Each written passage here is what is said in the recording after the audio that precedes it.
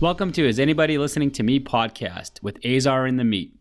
Today we're going to talk about our first potential remote event, and we're going to also talk about the upcoming Star Wars movie, basically trying to discuss, is it really worth going to the theater to see?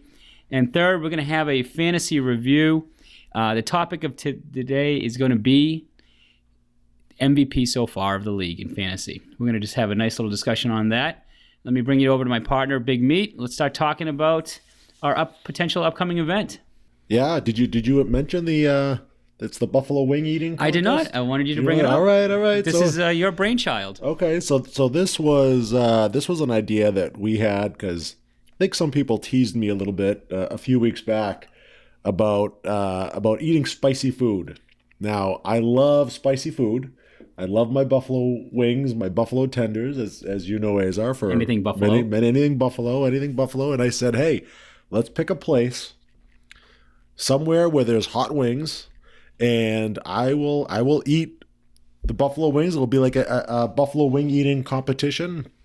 See who could last the most, or who I forget exactly what we even agreed to. Did we say who can eat the most, or who can eat the hottest wings without, I guess, giving up? Like, what is it? It was a combination of both. So basically, it's not who can eat the most buffalo wings. It's who can eat the most hottest buffalo wings. Yeah. So that's basically the competition. Because when you eat really extremely hot buffalo wings, after 2 or 3 or 4, you just gets hard. So it's the first person, if you keep bowing out, you can't stop. You have to keep going. So that's the intent of this one is who can eat the hottest. So we've been researching a location to do a live broadcast. I will be narrating the event as Big Meat wants to take on the challenge and eat some of the hottest tenders. There have been some recommendations, and we're going to do some research. But this sounds like an exciting event to do and have a lot of laughs at, because you're going to probably have to even try to record it and send it on YouTube also. So I'm willing to be one of the wing eaters, how you would call it. There's got to be another person on there. It definitely just can't be me. I know Jarvis, our third man in, was interested in doing something like this. I think we got a few people. I think we're going to have, actually, that's what's going to be interesting, is once we find the location, we're going to have a group that's going to come down there and compete in this. So I'm doing my homework this week. I'm actually working at one of the locations that were recommended. It's a little bit farther than normal. Can we drop the name? Can we mention it? Go ahead. So there's a place that actually Jarvis, he actually put it out there on Facebook to get other people's opinion. Like, hey, what's a good place? And a lot of people actually mentioned this place down in Newton. It's called Buffs. I don't know if it's Buffs Wings or Buffs Buffalo Wings, but it's just Buffs. And supposedly they have great wings. They're delicious, and they got some hot sauce there. It's a pub. It's called Buff's Pub. Buff's Pub. That's right. So supposedly it's a good place. It was highly recommended. So that looks to be the first choice. But if we can find somewhere maybe even a little closer, maybe we can try that. I was mentioning even Buffalo Wild Wings, but it's kind of gross there. Plus, someone died recently. Somebody just died recently, so it's just kind of like, maybe we'll skip that place. I just know their blazing sauce.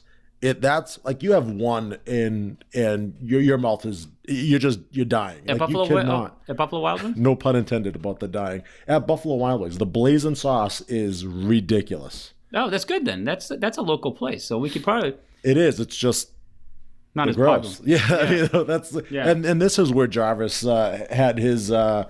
He wanted to go against that place because he felt like it was like, microwavable chicken tenders that you get like from whatever. It's just not. They're just not good wings. Yeah. So he wanted to find a place where not only the sauce was really, really hot, but at least you could enjoy the flavor behind the wings. I agree with them. And they actually offer 2 forms of hot wings there. There's they have a new Nashville one, and then they have their other normal hot one on the menu. So I'm actually interested in going there because even if you're not a contestant, you want to have a couple buffalo wings and stuff like that. And I'm sure the people that are going to do the contest probably want to eat some normal ones before they take on the challenge of eating the hottest ones. So I'm looking forward to it. The first to do a podcast, we're hoping to have a private room that they'll be willing to let us use one afternoon to go in and crash their place for a couple hours, and hopefully we can have a good turnout. Now, this could be potentially our first sponsorship. I was just going to say. If we can get them to sponsor the event.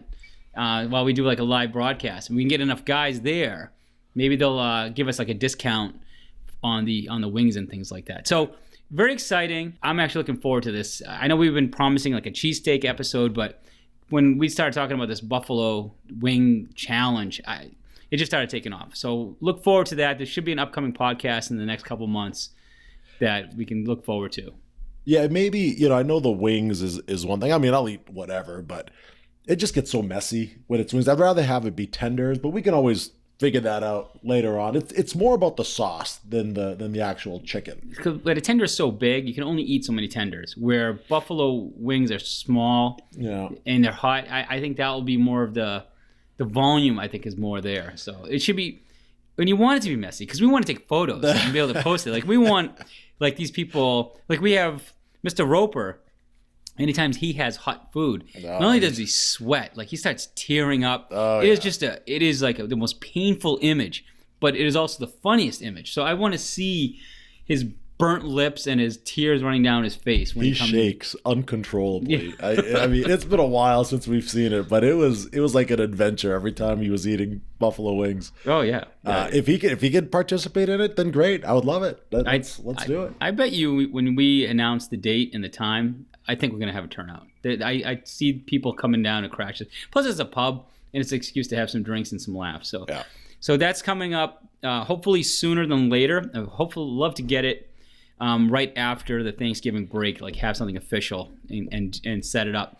And speaking of buffalo, because I know you're a big fan of buffalo wing sauce on everything, I actually was at the Comics Come Home comedy show benefit for the Cam Neely House, which was an incredible show. I'm just going to give a shout out to the event.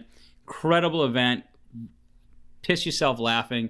It was such a good time there, and the comedians did a great job. And the nice thing is, even though we're in the Boston area, they actually were still edgy. I mean, they were talking about things that I was like, oh my God, I cannot believe you're doing this in Boston, because, I thought this is like, it was going to be like a riot with some of the stuff they said, but people were laughing and having a good time. So the nice thing is, comedians aren't going with this whole snowflake generation and giving you like crap comedy.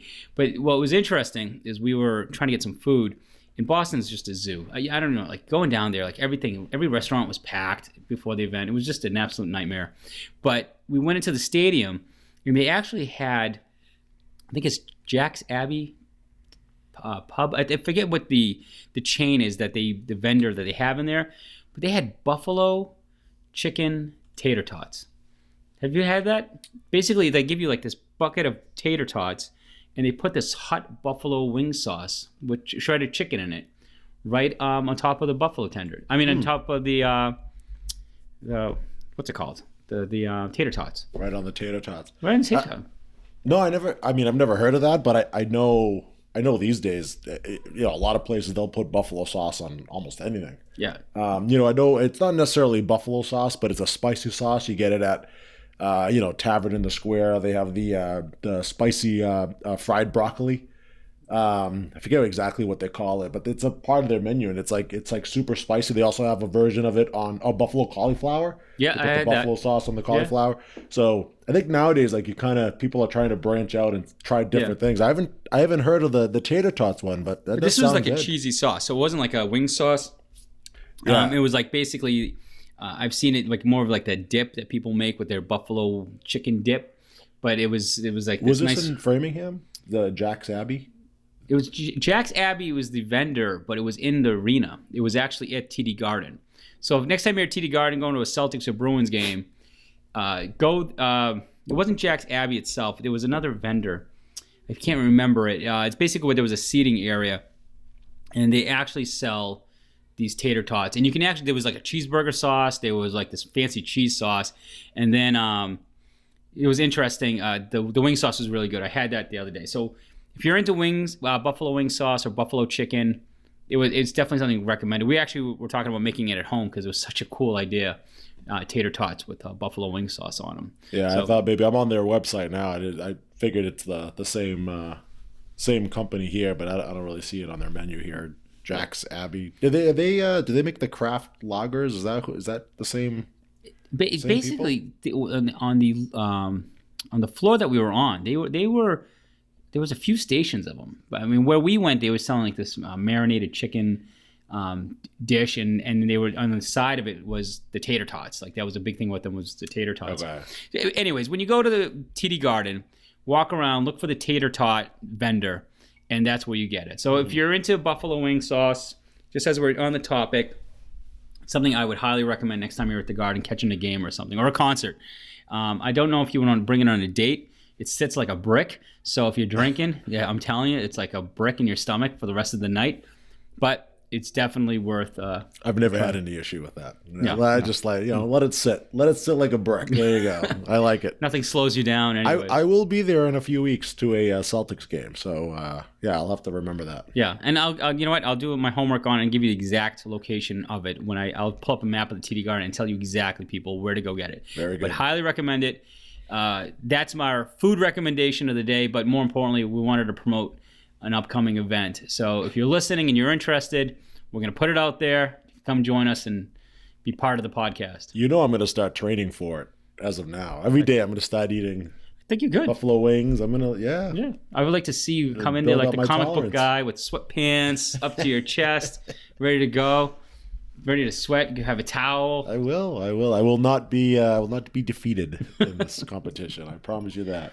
Oh, there's going to be an ass tax to pay afterwards. I'm doing it. It's a Joe Namath guarantee right there, gentlemen. Well, the next day there'll be some cursing. All right, so moving on. So from the entertainment, so the biggest, maybe the most overhyped movie coming in a couple weeks is the Star Wars movie. It's supposed to be the end of the, not trilogy, but end of the saga. The saga. Yeah. So this is supposed to be the final movie. I'd say it ended back in The Last Jedi. That's when the saga ended for me. So that's a perfect segue into this series of Star Wars movies. The originals, nothing has matched. I understand that. Then they came out with the first 3 Star Wars movies. And people gave them mixed reviews and kind of ho-hummed them. Because, again, they were always comparing them to the originals, which is very difficult to do. But what was interesting is when they started making these new... after Darth Vader passes, like the next part of the series, I don't think they were that good. The first one wasn't bad, but the last 2 have been, or the last one was so bad that it turned me off for the Star Wars movie. I wouldn't even go see the Han Solo movie in the theater because I was so turned off. Yeah. And Solo wasn't actually that bad. I thought Solo was okay. I don't think it was great. It was okay, but you're right. I didn't see it at the theaters because of that reason. I had to wait till it came out on DVD. I think I said this on the last podcast, whereas you go see a movie at the theater and maybe you want to go see that same movie again at the theater if you really enjoyed it, or like, okay, you can't wait till it comes out on DVD or Redbox or whatever, and you're looking forward to watching it again. I did not watch The Last Jedi for a second time, and I would have never thought of a Star Wars movie growing up watching them. I loved it. It's like there were always, even if it wasn't even that great of a movie, you would always say like, oh, I want to go watch it again in case I missed something. I did not watch The Last Jedi. I hated it that much. It was so awful. If it came on right now on TV, I don't even stop. Even if it was, I never went to go buy the DVD. Now with Disney Plus out, I'm sure it's going to be accessible to pull down and stream it. I have no interest. And even if someone in my family was watching and I sat down and said, all right, I'll sit through it, just because I wanted to get ready for the next movie to kind of see what it's going to be, like kind of refresh my memory, I couldn't even tell you anything about the movie. I just did not get back into it, didn't care. I walked away, didn't even think about it again. All I can remember is that it was a shitty movie. Mm-hmm. And the only 2 people that I know that gave it a positive review, let me just tell you, people, if you want to get this sense of who's giving it a review, the first person... Drop his name, I love it. No name dropping. But Mr. Roper is a person that gave it a positive review. Meat and I were a little stunned.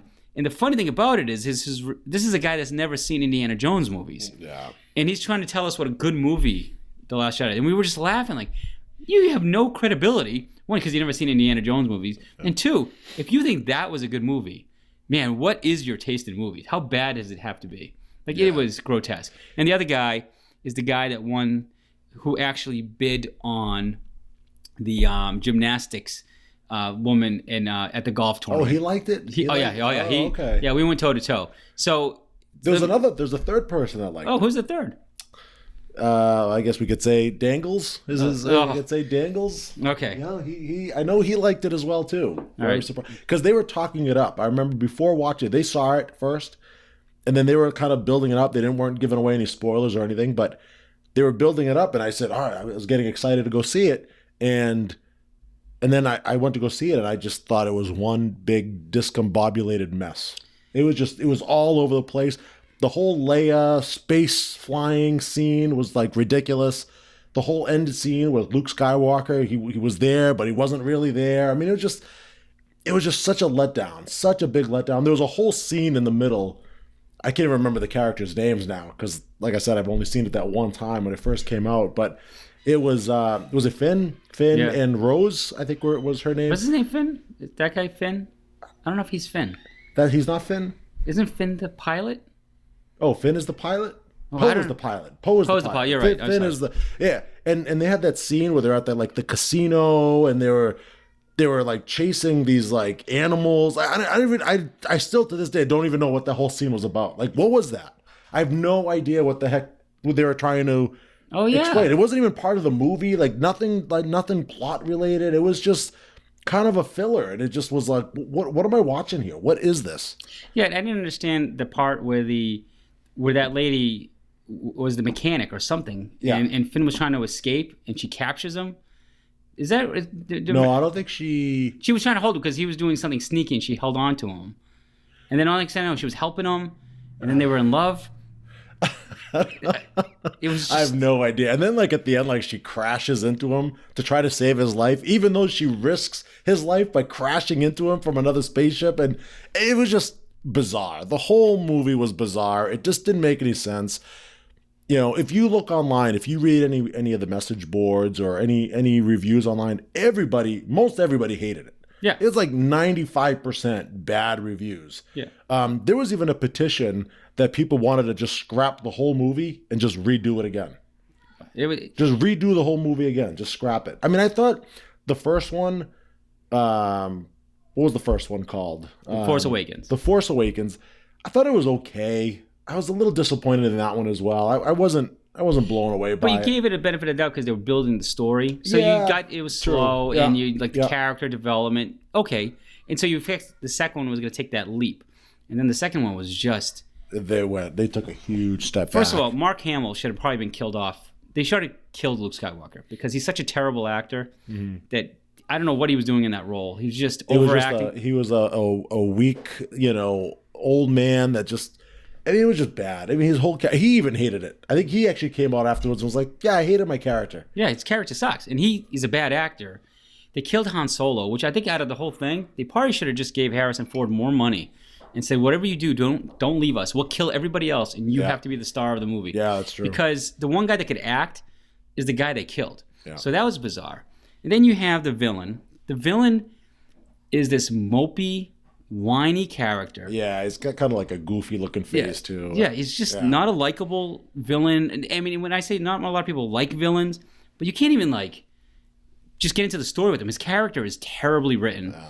And the character that plays it, he just seems like he's mopey. Like, what is your problem? Yeah. Like, I couldn't figure out. Either he loves his grandfather, like he's upset. I couldn't figure out. He hates his dad. They don't really explain. No. You think maybe this new one coming out might explain a little bit more of it, but I don't know. And then the twist was that the all-knowing, powerful force that was controlling the guy gets killed by him. He didn't see it coming. Like, he saw everything else. They made him all-knowing, all-powerful, and didn't see that the guy was, like, they basically stabs him and then takes control. Like, it was just so... Yeah. Like, they were building this guy up to be this big villain of, like, the whole, like, this new trilogy, and he just kind of went out with a whimper. Yeah. He just kind of that's it? That's how he dies? Yeah, like, it was... He's irrelevant? Like, it's just... It's again. I think Game of Thrones writers probably participated in this freaking writing because it was just so badly written. I do gotta say they did bring back J.J. Abrams for this one, who directed The Force Awakens. So it's not terrible. So to bring him back, I like the fact. But the one part that I'm excited about this one is the Emperor, because they're hinting that he returns, like he's in this one. I'm curious to see exactly what they do with that character. So what? And that's, they're trying to hit some chords to kind of get people back into it. Yep. So they're pulling from the past. If the Emperor comes back, does Darth Vader come back too? Because he was the most powerful Jedi ever to live. Yeah, Or the most powerful person with the Force. Yeah, it could be a number of different things. I think he was able to, like, he never died on the Death Star in the Return of the, when Darth Vader picked him up and threw him down the shaft there, which he didn't see coming either. Yeah, exactly. Yeah, he didn't see that one coming either. So I think, but then it was like, what, 40, 50 years have supposedly gone by. Like, where's he been in 40, 50 years? Was he like a little bit like Voldemort in the Harry Potter movies, where it took him like a while to gain up his strength again, and it took a while for it? Like, I'm curious. That's my curiosity behind it. Like, how does he come back? Is he alive? Is he just maybe they're gonna go do like, oh my god, like Avengers. Maybe there's time travel. They could be. They could. There's a wormhole. I wouldn't be surprised. And then all of a sudden the Death Star is back, and some stupid thing like that might come back. Yeah. See, you got you thinking. It got me thinking. It could be time travel, and that would be very, very disappointing. I love time travel movies. I'm a sucker for time travel movies, but not in Star Wars. I don't think that really not even plays. in Avengers makes sense to do a freaking. No, they Back did. to the Future. No, Avengers. What do you mean? The movie Back to the Future? Back to the Future is probably the best time traveling movie. Oh yeah. Because it was a funny movie. It was a good movie. Yeah, it was great. It made no sense in Avengers. It's gonna make no sense. Well, no, because Avengers, there's always a little bit of time. Even in the comics, there was some time travel going on. I don't like how they did it. Well, that's what I mean. But like they should have. Like, it was poorly done. Yeah, it was poorly done. It was lazy writing. It's like, oh, how are we gonna loop all this? Bring them. We'll just do time travel. Yeah. And then they came up with this like weird way to describe how time travel works, because they had that funny scene there where they're like, oh, like Back to the Future, there's like, you go back in time and you make some, and when you go back to the future, that's how it is. And it's like, well, no, that's not how time travel works. They only did that because they didn't want to mess something up with the movie, the plot. So they came up with their own kind of description of how time travel works, which didn't really make a lot of sense. But when the Ant-Man came back in the movie and he was trapped in time for forever, and he pops back up and then he knows the secret how to bring. I was like, yeah, hey, all because of a rat that walked across and pressed the button and brought it. Just this magical rat hit the thing, brought him back. Yeah, it was. So we've been sucked into a lot of bad writing, like just people with no freaking imagination. The best you had in Avengers was a rat bringing a guy back from time, which you would think. I thought they were saying if you travel, and I don't want to get into it because this is like the nerd. Like we're just getting to the weeds of the nerd. It's just we're putting our nerd hats on right now. I know it's a movie, and I tell my kids sometimes when they're watching a cartoon, it's just a cartoon. Don't overthink it. Sometimes it's just like when you make all that investment in time, and just to leave people hanging. I used to work with a guy years ago, and this is when the TV show Lost, because I was a big Lost fan. I love that show. And I used to always argue, like in later seasons, I'd be like, oh, like that doesn't make sense. Why would they do that? And the guy told me something that has stuck with me ever since then. He said, look, it's a show, it's gonna be far-fetched, and you just gotta go with it. It's more the entertainment. Don't overthink it, because once you start overthinking it, it kills the whole experience for you. So I try to do that when I go see a movie like that. It's like, all right, it doesn't make a lot of sense. But the lazy writing, there's no excuse for that. No, it isn't. There's no excuse for that. I'm willing to put it aside. Like, look at the whole concept of the Marvel characters. You have to put reality aside. And I hate to break it to people, but they're not real. They're not real, like superhero X-Men running around. Yeah. So you accept things in a story that aren't part of reality because, well, no kidding. Like there is no flying carrier with airplanes, and we get all that. But when you get sloppy writing, it's like, well, you have more freedom as a writer because people have given you that freedom to write. Because it's a make believe story, so you can write whatever you want. But when you get sloppy, it's like, what are you doing? Like, I gave you the benefit of the doubt. Like, I'm going to let my imagination go. Tell me whatever you want in the story. I'll believe you. But then when you just get lazy, just throw shit in, just like, yeah, they're not really paying attention. Here's a great special effect. Look at this scene for 20 minutes. Yeah. It's like, I think what happens and I think this is especially what happened with Game of Thrones, is nowadays, right? You have the internet, of course. You have all the social media. Everyone is talking. People are able to figure it out. Plus, with DVR, like you're able to go back and kind of see scene by scene by scene, and people figure out the plot. Like they'll know like how it ends. Like, okay, this is leading up to this. Is there some clues there?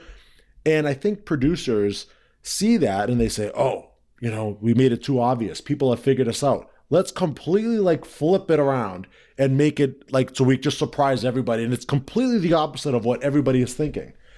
And I think they just overthink it. Sometimes it's like, hey, if it's obvious that's how it's going to end, have it end like that. I'd rather go with that and just I'll accept it. Yeah, it could have been predictable, but who cares? It makes it for an entertaining show. And I think that's where Game of Thrones, I think, failed.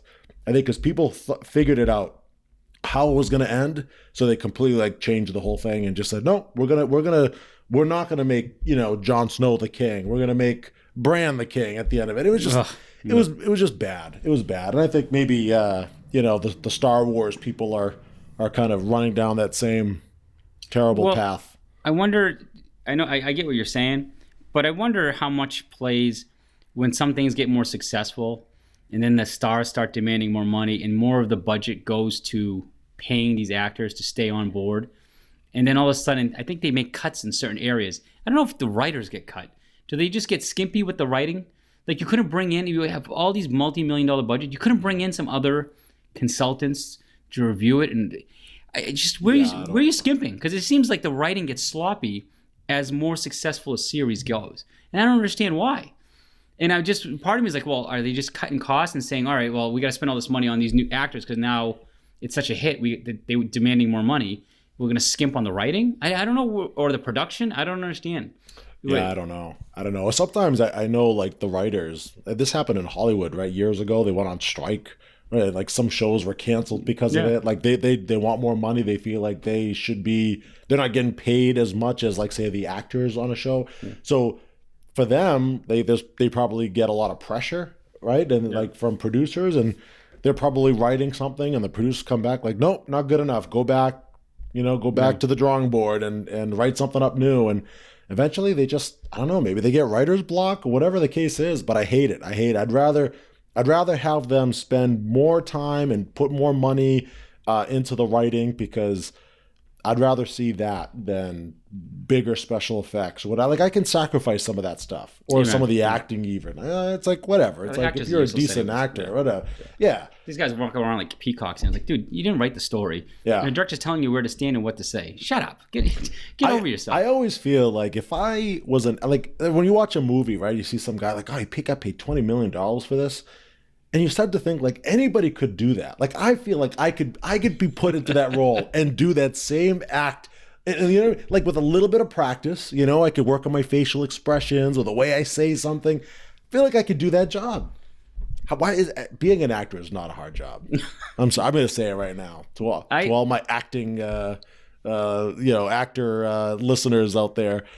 Sorry, it's easy. It's easy. Try doing a podcast. Now this is hard work. Yeah, this is real. Be a podcaster. That's serious stuff right here. Yeah, I don't think I could disagree with you on that one. But I'd love to see you on the set of something, playing in a role.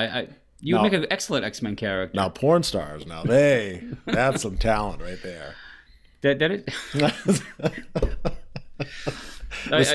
got dark. This got dark. Not that it get dark. Takes a lot of stamina. That's all I can say. I was gonna say they're the real athletes. So what? I don't know how they last that long. Well, yeah, it is pretty impressive. Not to say we'll just move on. We'll move on to the next one before I get myself into trouble. Someone's really tired. All right. So on the last segment, we always try to cover fantasy football. When you don't have your third man in, it to add a little bit of spark in the argument. So this podcast doesn't feel like it has the same level of energy because we can't pick on our friend here, our friend Jarvis. But we're gonna do this segment on the MVP so far of the league, and of course it's funny. I gave some recommendations from another site, and it just happened that a couple of the names are from my team. I knew he was going to go down and this as road. soon as I sent it out, they're like, "Oh, of course you got to nominate." Boy. But I think it's fair. Now, I don't agree that I was actually not going to choose my guy, but basically the running. Let's just say it right now. Christian McCaffrey is someone that's listed as a potential MVP for fantasy. Mm-hmm. Deshaun Watson, Yep. Lamar Jackson, Yep. definitely. Who else now? Russell Wilson. Russell Wilson is definitely someone you can definitely consider for MVP. And I think that's it. I think those Someone four. wrote Mike Evans, not Mike Evans, Michael Thomas. No. I didn't understand that one on the list. But No say way. those four guys, right? Yeah, So three QBs and a there running could back. also be, and if Jarvis was here, he would totally agree with this. Aaron Rodgers might be on the fringe there, but I think the last couple of weeks he's had some bad games, which I think he kind of fell off of it. So it's really between those four. Yeah, and it's still the worst draft pick in our fantasy league ever. Yes, it is. Yes, Jackass biggest pick. jackass. Yeah, pick so of all time. again, we'll go back. But he has redeemed himself via that 5 touchdown game. So, I'm still not sold on Aaron Rodgers. I still think he's I think he's thrown skewed. one touchdown though in the last 2 weeks. Yeah, Just so it's a little throwing skewed. it out there. And it could be because of the emergence of Aaron Jones and stuff like that. But yeah, for the discussion. So I'm going to say, from my perspective, the two people that are just, I think are going to go down to the wire between the 1 and 2 is definitely, I think, Russell Wilson Yep. I and agree. Christian McCaffrey. Oh, here we go. And Here we go. And His boy. he is He's my got, boy. ladies and gentlemen, he's got a man crush on I his do have boy, it's Christian McCaffrey. there's a bromance of brewing, and I only say him because he's the only running back in the group. So Yeah. he's the outlier. He's the running back. He's doing it without a quarterback. Like basically, Cam Newton has been MIA for most of the season. So he's doing it with what the hell's his name? Kyle Allen, some no-name bum. So I give him a slight advantage over Russell Wilson just because there's no one around him. And the points he puts up consistently every week has been amazing. And it doesn't matter what defense, he still carries the team. But man, Russell Wilson this year is a monster. Like he is just putting up points after points. Got a great amount of talent around him. I think he has the most sustainability to finish the year. That's the only thing about CMC is I give him a leg up right now, but I don't know if he can sustain it for the rest of the season. Russell Wilson, with all that talent around him, definitely has the potential to freaking be the MVP this year. MVP of the league and MVP of fantasy football. Well, it comes down to how you feel about the quarterback versus running back or receiver, for that matter. There's more value being placed on quarterbacks to be MVPs. Yep. So usually when a running back wins the MVP, it's almost like there's no other quarterback out there that deserves it, so they give it to the running back. Most years it's a quarterback. And in this year, there's 3 quarterbacks out there that you could say deserve it. Russell Wilson, Deshaun Watson, and Lamar Jackson. Now, if you look at the numbers, I don't think Russell Wilson has a lot of talent around him. Oh, how can you say that with Tyler Lockett, Chris Carson? Those guys are, they're good, but, they were good this year because of Russell Wilson. They never came into this year, and Tyler Lockett was never, an elite wide receiver. Chris Carson wasn't considered an elite running back. No, it's fair. No, Russell Wilson is what's carrying the team. There's no question about that. He's making them great. But, again, compared Wait a to... minute, I gotta check the teams. Do you have Tyler Lockett and Chris Carson? I do actually have... Yo, you son of a... I knew there was something going on there. Oh, they're great. What do you mean? They're excellent players. I drafted them. When you think of an eye for talent, I have to give it to you. I mean, I can't discredit the season of drafting I had. I picked up some real gems. Now, I wish I drafted Russell Wilson later in the draft like someone did, but I mean, to make the case for Russell Wilson, I'm looking at his last 9 weeks. Basically, 1, 2, 3, 4 games out of 9, he scored over 30 points. 2 games over 40 points out of that. That is ridiculous. He is consistently putting up points and basically winning matchups for the person that has him. So he is just a monster. He's consistent, and they went into this season saying their offensive line was a mess. Granted, they lost a receiver. I think he retired. What the heck was his name? Doug Baldwin. Doug Baldwin, Yeah, right? but that's right. He wasn't he was kind of the tail end of his career, but he was a guy that they didn't really replace him with anybody. I know they drafted DK Metcalf, whatever. And he's been doing well for them. He's been okay. Yeah, he's been okay. But But Russell Wilson, we never expected him to put up these monster numbers. Like, I remember going to the draft being like, I'm going to stay away from Russell Wilson because he's got nobody to throw to. I think they're just a run-first offense, and that's what you heard. Like, give the ball to Chris Carson every time. But the numbers he's putting up, he's on pace for, 5,000 yards, 44 touchdowns, another 6 on the ground.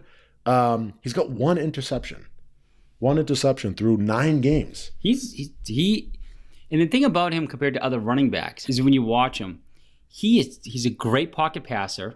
Yeah. He runs when he needs to run. Yeah, he's not somebody who's gonna.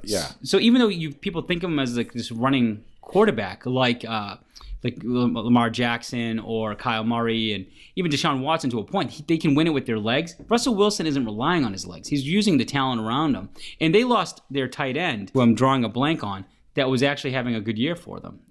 Jimmy Graham? No. The rookie. Disley. Will Disley, yeah. So that was a big loss to them. That was a big weapon that he's lost also. And he's still putting up his numbers, losing his big tight end. He's legit. I would say if and nothing against you, Azar, because he's not one of your boys, but Russell Wilson is my pick for fantasy, or not fantasy, but real NFL MVP this year. I just can't. I mean, as great, and I love Christian McCaffrey, as great of a year as he's having, I just can't imagine a running back being more valuable than a quarterback, especially next to a guy that's putting up the numbers like this. I think Deshaun Watson's having an unbelievable year as well. I think he's slightly behind Russell Wilson at 250 for fantasy points for the year. Yeah. I mean, when you compare the numbers there, I mean, Deshaun Watson has thrown 18 touchdowns. Now, this is not including today's games, but 18 touchdowns and 5 picks. He has scored 5 on the ground, so he's putting up big numbers, but he has DeAndre Hopkins. He has, weapons around him. He's had some duds. The problem with him is he's had some bad dud games, really disgusting. Yeah, he hasn't been as consistent. He has had 2 games under 15 points as a quarterback, which is grotesque. I mean, if you're going to say you're an MVP for the fantasy, you want someone that is consistent, that is reliable every week. Yeah, you're going to have one stinker. I mean, out of 9 games, Russell Wilson had 1 stinker, and his stinker was 17 points, which is not terrible. There were 2 games where he didn't throw any touchdown passes, and then 2 other games where he only threw 1. This is Deshaun Watson. So you're right. He's been a little inconsistent there. If I'm going to go with somebody, it's got to be Russell Wilson. I just never expected him to put up the numbers like he's been putting up. The only other guy that I would say for a running back that would challenge McCaffrey and that we should have mentioned from not that he was a surprise, his health was always the wild card, Dalvin Cook. Yeah.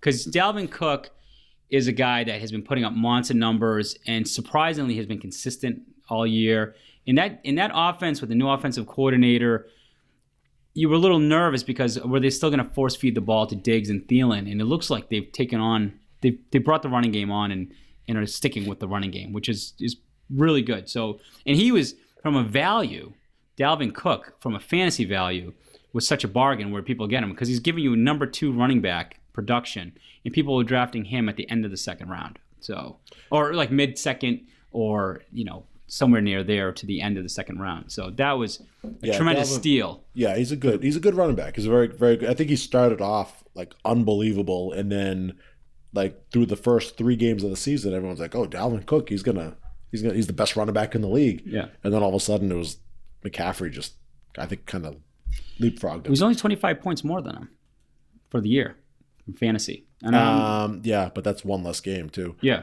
So it's because McCaffrey has played 8 games and Cook has played 9. Yeah. So and I know you were crapping on Tyler Lockett, but based on the rankings, he's the number 3 receiver right now. Because of Russell Wilson. No, I understand that, but he's their number 1 target. He's the guy that's going to get all the targets anyway. So he's got to throw it to somebody. Somebody's got to get him the ball. I understand that, but the talent. It's not like Christian McCaffrey has a number 1 receiver on his team. It's not like Christian McCaffrey has a number 1 quarterback, a top 10 quarterback in his thing.